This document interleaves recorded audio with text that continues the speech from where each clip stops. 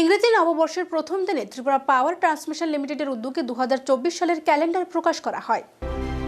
উপস্থিত ছিলেন বিদ্যুৎ মন্ত্রী রতন লাল নাথ, ত্রিপুরা ইলেকট্রিসিটি রেগুলেটরি কমিশনের chairman D Radhakrishnan, Tripura power transmission লিমিটেডের জেনারেল ম্যানেজার রঞ্জন দেববর্মন।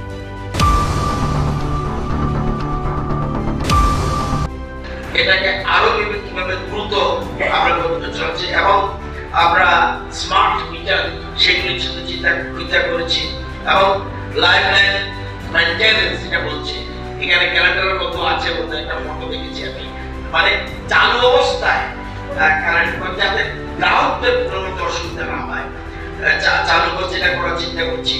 এবং ড্রোন টেকনোলজি পর্যন্ত আমরা ড্রোন সিস্টেম থেকে করছি, মোবাইল সাবস্টেশন এগুলি আমরা শুরু করছি। সুতরাং আগামী দিনে আপনাদের এই সুস্থ প্রতিযোগিতা এবং নতুন নতুন দিশা এবং এটা কিন্তু খুব ভালো।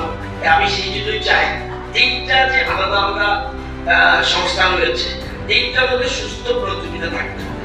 এবং আমি আবারও বলছি যে বিদ্যুৎ নিগম সম্বন্ধে বা মানে টিএসসিসিএল সম্বন্ধে বা আপনাদের যেটা তিনটা সংস্থা যার সম্বন্ধে যেরকম মানুষের একটা ধারণা রয়েছে, এখন কিন্তু গত 5-7 মাসে অলরেডি মানুষের ধারণা চেঞ্জ।